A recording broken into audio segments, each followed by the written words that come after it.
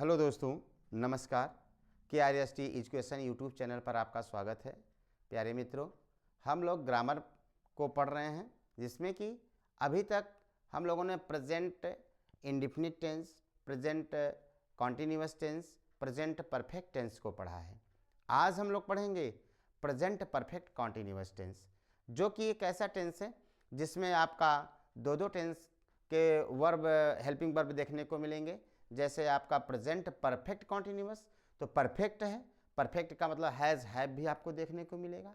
Continuous है, इसलिए उसमें जो है कि आपका वर्ब का फोर्थ फॉर्म भी मिलेगा, जिसमें वर्ब का फोर्थ फॉर्म क्या होता है? क्रिया के फर्स्ट फॉर्म में जब ing लग जाता है, वह वर्ब का फोर्थ फॉर्म कहलाता है। तो आइए अब हम लोग देखते हैं present perfect continuous tense. Present perfect continuous tense. ठीक है, प्रेजेंट परफेक्ट कॉन्टिन्यूअस टेंस, इसमें हम लोग देखेंगे कि क्या इसका पहचान है। जैसे कि इसका पहचान इंग्लिश में हम लोग देखते हैं, हैज या हैव के साथ बीन लगा रहेगा। क्या रहेगा? बीन रहेगा, प्लस V4, क्रिया का फोर्थ फॉर्म लगा रहता है। ठीक है, और अब देखते हैं कि अब इसका अनुवाद करने का नियम क्या है, इसको कैसे हम हल करते हैं, इसके रोल को देखते हैं। और प्रेजेंट परफेक्ट कॉन्टिन्यूअस टेंस या कोई भी परफेक्ट कॉन्टिन्यूअस टेंस होता है, उसमें कार्य के साथ साथ समय का दिया रहता है। जैसे तुम 2 दिन से खेल रहे हो, वह 3 दिन से पढ़ रहा है, मोहन 4 दिन से चाय बना रहा है। तो कहने का तात्पर्य यह है, इस प्रकार के टेंस में आपको यह देखने को मिलेगा कि उसमें समय का दिया रहता है। ठीक है, इसमें समय का दिया रहता है।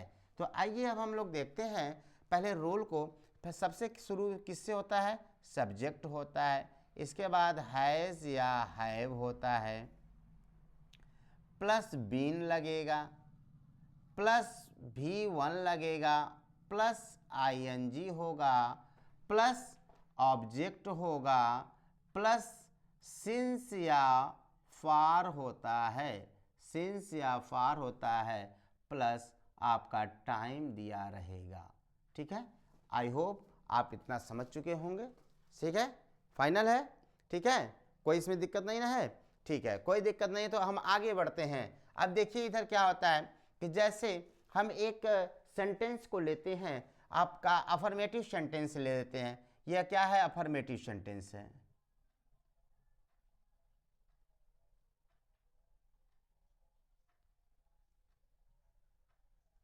अफर्मेटिव सेंटेंस, अफर्मेटिव सेंटेंस से मतलब होता है साधारण वाक्य।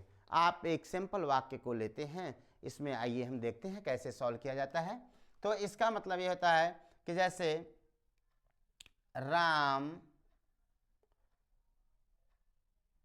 3 दिन से किताब पढ़ रहा है, किताब पढ़ रहा है। राम 3 दिन से किताब पढ़ रहा है। तो अब देखिए, किसी के द्वारा कोई कार्य किया जा रहा है, लेकिन कार्य करते समय क्या यह देखने को मिल रहा है कि वह समय का दिया गया है? कितने दिन से पढ़ रहा है? 3 दिन से पढ़ रहा है। तो सबसे पहले हम सब्जेक्ट को हल करेंगे। कौन है सब्जेक्ट? राम। राम मैंने बता चुका हूँ, इस पिछले वीडियो में मैं बताया हूँ कि कब हैज़ का प्रयोग किया जाएगा, कब हैव का प्रयोग किया जाएगा। मैं पिछले वीडियो में इसको अच्छी तरह से बता चुका हूँ। तो देखिए कि राम, अच्छा राम, अब एक चीज़ और यहाँ पर देखना है कि सिंस और फार का प्रयोग कब किया जाता है। तो जब निश्चित समय दिया रहे, जब निश्चित समय दिया रहे तो वहाँ पर सिंस का प्रयोग करते हैं, और जब अनिश्चित दिया रहे तो वहाँ पर हम फार का प्रयोग करते हैं। अनिश्चित के लिए फार का प्रयोग करते हैं। अब आप देख रहे हैं कि सिंस या फार का प्रयोग किस प्रकार से किया जा रहा है। ठीक है, तो मैं अब आगे हल करता हूं। राम, राम के साथ किसका प्रयोग होगा? हैज का। किसका प्रयोग होगा? हैज। राम हैज। अब इसके बाद क्या लगेगा? बीन। क्या लगेगा? बीन। अब क्रिया का फर्स्ट फॉर्म कौन सा क्रिया कर रहा है? पढ़ने की क्रिया कर रहा है, तो रीडिंग, रीड, READING, रीडिंग। अब ऑब्जेक्ट क्या पढ़ रहा है? बुक। क्या पढ़ रहा है? बुक। अब आपको यह देखने को है कि क्या वह बुक निश्चित समय से पढ़ रहा है, अनिश्चित समय से? तो दिया गया है 3 दिन। 3 दिन क्या निश्चित है? अब कौन सा 3 दिन है वो क्या पता है कौन सा 3 दिन है? तो इसलिए यहाँ पर अनिश्चित के लिए हम फार का प्रयोग करेंगे। और इसके बाद कितने दिन से? 3 डेज। कितने दिन से? 3 डेज। 3 दिन से वह पुस्तक को पढ़ रहा है। दूसरा वाक्य लेते हैं कि तुम शाम से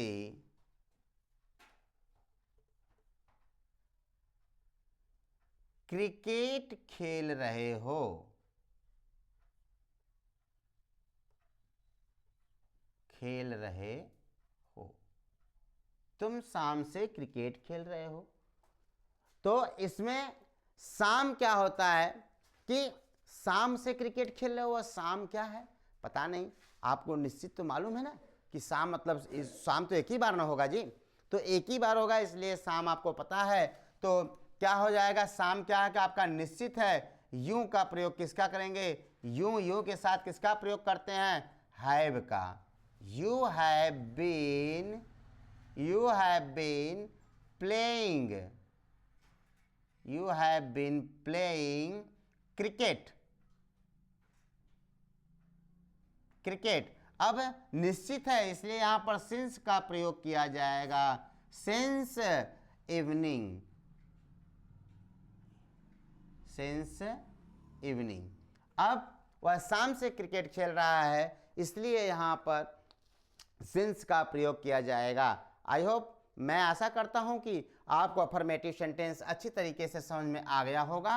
अब हम लोग चलते हैं निगेटिव सेंटेंस की तरफ। निगेटिव सेंटेंस में हम लोग ये देखेंगे बहुत ज़्यादा परिवर्तन नहीं होगा। मैं हमेशा यह बताता चला आ रहा हूँ कि हेल्पिंग वर्ब और मेन वर्ब के बीच में आपका नॉट का प्रयोग कर दिया जाता है, जहाँ पर निगेटिव सेंटेंस को माना जाता है। निगेटिव सेंटेंस मतलब होता है नकारात्मक वाक्य। निगेटिव सेंटेंस मतलब क्या होता है? नकारात्मक वाक्य होता है।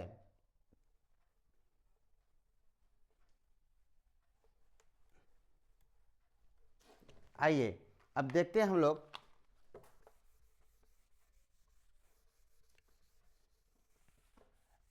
निगेटिव सेंटेंस की तरफ बढ़ेंगे।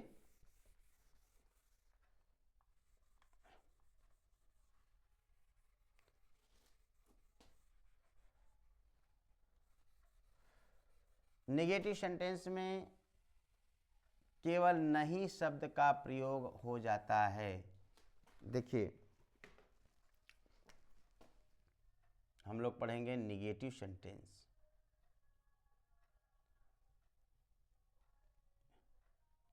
निगेटिव सेंटेंस इसका मतलब होता है नकारात्मक वाक्य जिसमें नहीं शब्द आ जाए, वहां पर निगेटिव सेंटेंस होता है। अंतर कुछ भी नहीं है, केवल हैज और हैव के बीच में आपका नॉट का प्रयोग कर दिया जाता है। हैज और हैव के बीच में नॉट का प्रयोग कर दिया जाता है, जहां से निगेटिव सेंटेंस हो जाता है। जैसे मैं पहला वाक्य ही लेता हूं, राम 3 दिन से क्रिकेट नहीं खेल रहा है। नहीं खेल रहा है। राम 3 दिन से क्रिकेट नहीं खेल रहा है। और इसको अब करना क्या है? हो वह उसी तरह करना है। कैसे करना है कि यहाँ पर राम है तो राम को लिख रहे हैं, राम के साथ जो है कि हैज का प्रयोग किया जाता है। हैज़ लिख देंगे। इसके बाद अकॉर्डिंग टू रूल उसमें नॉट का प्रयोग कर दिया जाएगा और प्लस इसके बाद बीन का प्रयोग कर दिया जाएगा। इसके बाद क्रिया का फर्स्ट फॉर्म है क्या है, प्ले, क्या है, प्ले, और इसके साथ आईएनजी का प्रयोग कर दिया जाएगा, प्लेइंग क्रिकेट, क्या, क्रिकेट, क्रिकेट खेल रहा है। और इसमें कितना दिन से है, इसमें सिंस का प्रयोग नहीं होगा क्योंकि 3 डेज, अब यहाँ पर 3 दिन की बात किया जा रहा है, तो वह 3 दिन कौन सा है ये खुद नहीं पता है, यह निश्चित है कि अनिश्चित है, आप खुद समझ सकते हैं। यह 3 दिन की बात हो रहा है, कौन सा 3 दिन है, यह 3 दिन का कोई पता नहीं है, इसलिए यहाँ पर हम फार का प्रयोग करेंगे। किसका प्रयोग करेंगे, फार का प्रयोग करेंगे। अब 3 डेज,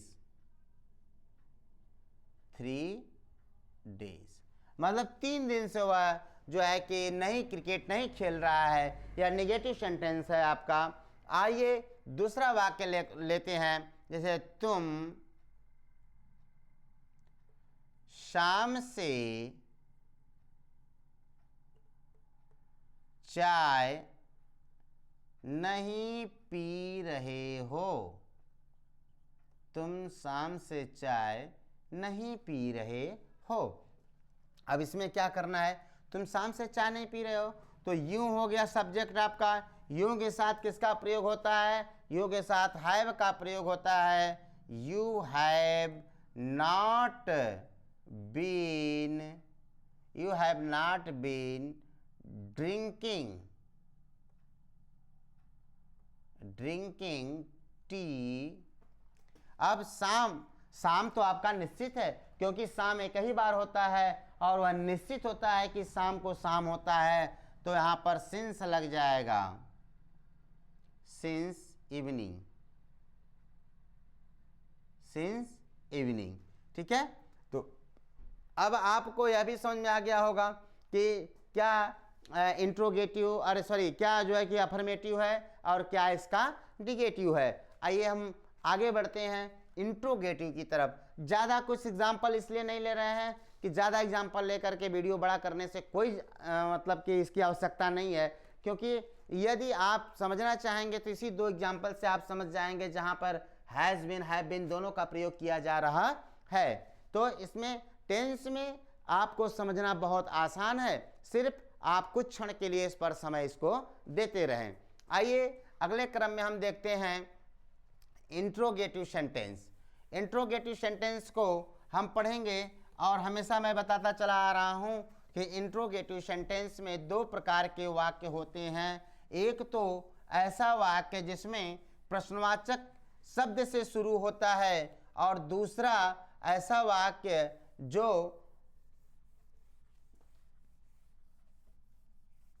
प्रश्नवाचक शब्द बीच में आए। देखिए हम लोग अब चलते हैं इंट्रोगेटिव सेंटेंस की तरफ।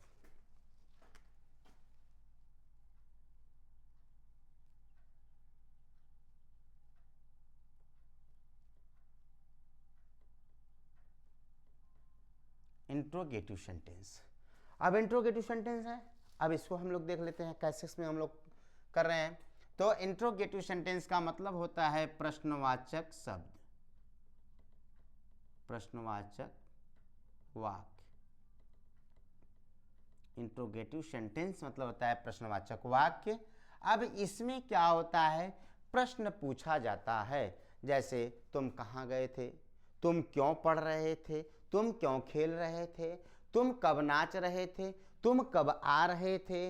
अर्थात इसमें प्रश्न पूछा जाता है। ऐसे वाक्य जिसमें प्रश्न पूछा जाए वही प्रश्नवाचक वाक्य कहलाते हैं। आइए देखते हैं इंट्रोगेटिव सेंटेंस में हिंदी में, जैसे क्या, कौन, कब, कहाँ, कैसे, क्यों, किसका, किसका, किसके, किसकी, बहुत सारे वर्ड इस तरह से आते हैं, ठीक है। जैसे what, who, when, where, how, why, which, etc। बहुत सारे ऐसे वर्ड आपको देखने को मिलेंगे जो कि आपका इंट्रोगेटिव सेंटेंस के रूप में देखने को मिलेगा। आइए मैं आप देखता हूं अगला। इसका दो रूल होते हैं। पहला क्या होता है, एक होता है कि जब प्रश्नवाचक शब्द पहले आए, ठीक है, जब प्रश्नवाचक शब्द पहले आता है तो उसके लिए हम क्या करते हैं,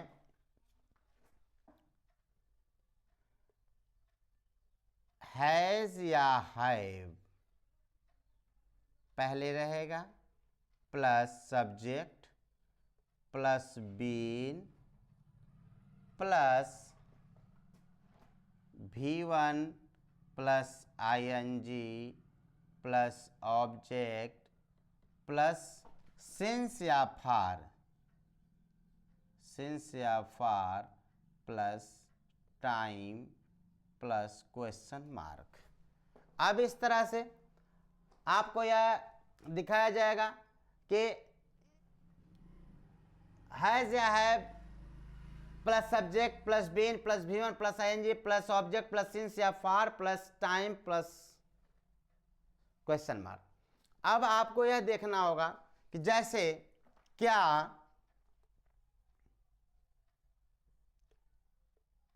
रामू 2 दिन से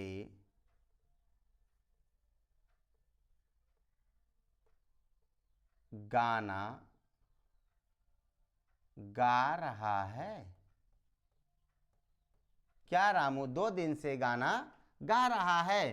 तो हमने कहा कि यहां पर हैज या हैव लगेगा, लेकिन हेल्पिंग वर्ब कैसे लगता है, अकॉर्डिंग टू सब्जेक्ट, सब्जेक्ट के अनुसार हेल्पिंग वर्ब का प्रयोग किया जाता है।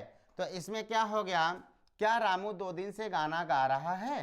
तो यहाँ पर जो है कि आपका रामू क्या है, रामू है, तो इसके साथ रामू के साथ कोई नाम है, नाम के साथ किसका प्रयोग किया जाता है, हैज का प्रयोग किया जाता है। तो यहाँ पे has Ramu been singing song. अब यहां पर 2 दिन, क्या आपका 2 दिन निश्चित है, 2 दिन निश्चित है, नहीं निश्चित नहीं है। कौन सा 2 दिन है यह खुद नहीं पता है, इसलिए यहां पर आपका होगा फॉर 2 डेज, फॉर 2 डेज। इस तरह से आपने देखा कि आपका एग्जाम्पल जो था कि क्या रामू 2 दिन से गाना गा रहा है, तो has Ramu been singing song for 2 days. तो इस तरह से आपको सॉल्व करना है। नेक्स्ट जैसे अगला लेते हैं, क्या तुम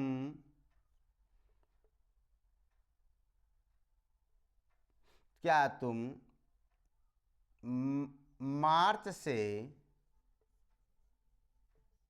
विद्यालय जा रहे हो। क्या तुम मार्च से विद्यालय जा रहे हो। तो फिर वही बात आ गई, हैज या हैव का प्रयोग किसके, सब्जेक्ट के अनुसार। सब्जेक्ट आपका यू आ गया है, यू के साथ क्या लगता है, हैव यू बीन, फिर इसके बाद गोइंग टू स्कूल। अब क्या मार्च आपका निश्चित है, यह बिल्कुल महीने का नाम निश्चित है, तो आपका हो जाएगा सिंस मार्च। ठीक है, तो इस प्रकार से आपका पहला प्रकार जो था इंट्रोगेटिव का समाप्त हुआ। अब पहले प्रकार को आपने इस तरह से देखा। अब देखते हैं दूसरे टाइप्स का जो होता है, दूसरे टाइप का कैसे उसको होता है। दूसरे टाइप में कोई अंतर नहीं है, बस सिर्फ आपको क्या कर देना है कि दूसरा नियम आपका है, जब प्रश्नवाचक शब्द बीच में आए, कहाँ आएगा, बीच में। जब प्रश्नवाचक शब्द आपका बीच में आएगा तो उस समय आप क्या करेंगे कि सबसे पहले प्रश्नवाचक शब्द की अंग्रेजी को लिखते हैं।